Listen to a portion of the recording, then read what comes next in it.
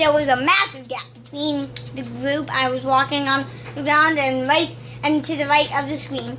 I would have swarmed across it and continued walking to the right, but due to huge, massive bamboos in the way, there was nowhere to go. Two creatures wore glittering magnets on their arms and lampering like mouths were perched on outstretched vines and screeching at me, much like a cow does to an invader of its territory. Another unexpected display of possible sentence by the creature of this game, if it eventually occurred to refer them to as being of the game. That is, it started into the blood, slowly sinking to the floor. Aquatic enemies was everywhere, and they were hard to avoid. The black shark in particular was very aggressive and hard to deal with, but thankfully I only encountered one. As the scene became more and more crowded, I swam up to the surface to find that it was literally filled with floating corpse. Creepy, but at least they're not a threat, or so I thought. Until they all sprang up to life and leaped on me. They were trying to pull me under, and they were draining my health. As they all attacked as a group. And when I got one off me, another one would jump on from behind. I had to curl up into a ball and roll for them to loosen their grip. And when they did, I quickly retreated. It wasn't long before I had reached another land path. A note regarding the brambles. You can stand on them, but it causes pain, and you can also destroy some of the vines, but only the thinner ones. I had destroyed multiple vines, as well as dealing with more enemies. I was interrupted by the screen. The screen was only up for about 30 seconds. Then when I went back to the level, I was facing another dead end, and a pregnant humble creature began to tap right off the screen by a spine and chromocore. Instantly, the creature's belly was split open from the inside. And as the lower part of his body was ripped apart and fell into the river below, the blood lake spots was revealed. It came flying towards me, making a shrill, hacking scream. I was forced to move back. The bat was a highly mobile boss, fast and difficult to hit. As I moved back along the ground, the monster opened its mouth and shot out a barrage of needles. I jumped over them, managed to give it a blow to the head, and started it flying out of my reach.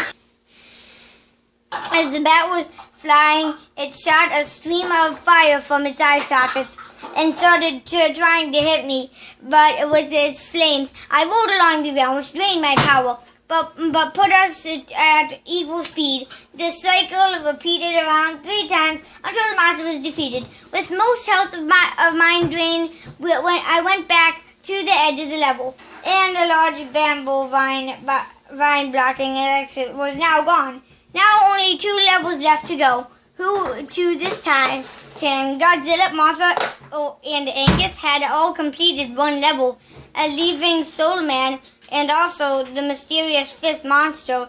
I tried again to access it, but with no luck, I chose to use Godzilla again for the next level, the Soul Man for the final one.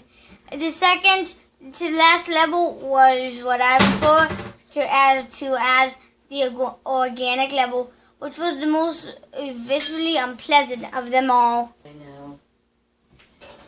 Right from the start, I could see the graphics were freakishly different. The atmosphere was gruesome and foreboding. It was the addition of the loud droning music.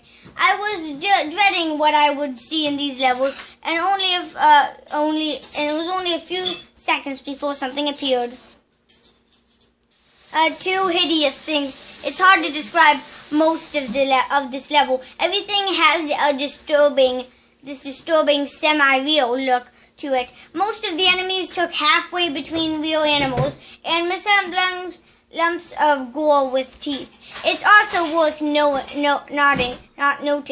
that all of them were constantly larger than Godzilla, and although the majority were not very intelligent, each of them took around 30 plus hits to kill. And due to this, it was a better idea to run away from them than to fight them, but it was never clearly exactly what direction to run in.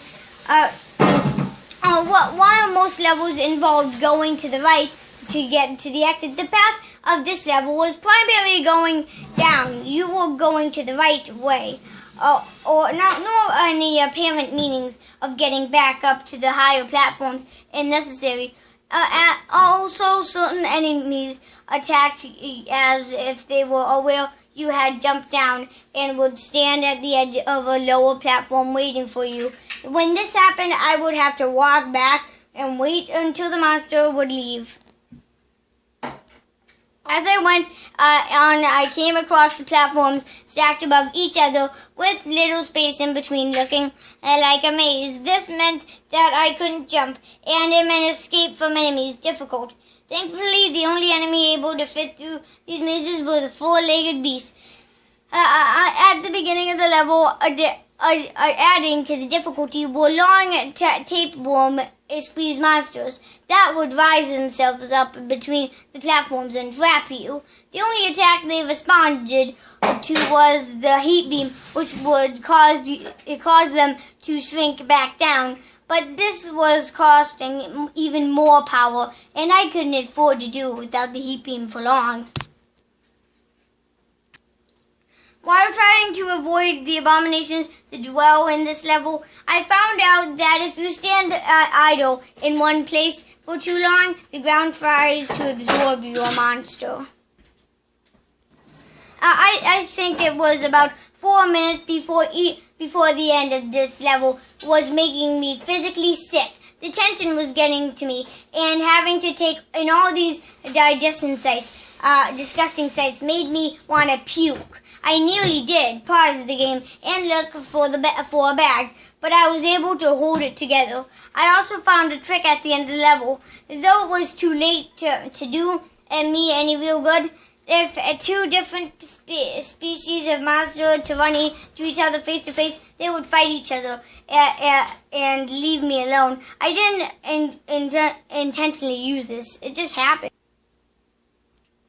Finally, at the end, it was time for another boss fight. It was certainly ugly, but not quite as horrific as I feared it would be. But more important than dealing with its appearance was defeating it. And since I had a lot less half my health bar to start with, there was no room for arrows.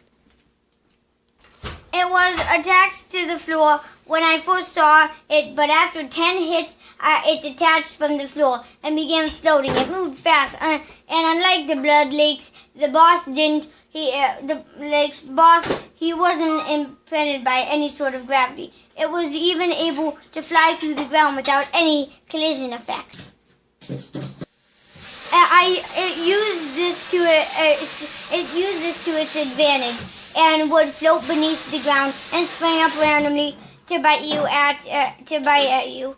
But it stopped doing this after a few well-aimed kicks to the face. The pink area it's the upper jaw's weak point. Too many hits there would cause its hands uncontrollable. The new strategy was to rapidly float up and down while moving back and forth across the stage, trying to constantly keep its jaws aimed toward me. And health was getting critical at this point, and I spammed the heat beam from which it had no defense.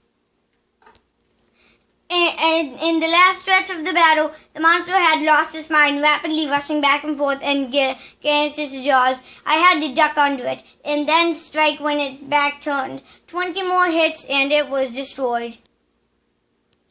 One last level to go, and then it was down to the last level. I didn't hesitate. I selected Soulman and entered, perhaps a little too fast.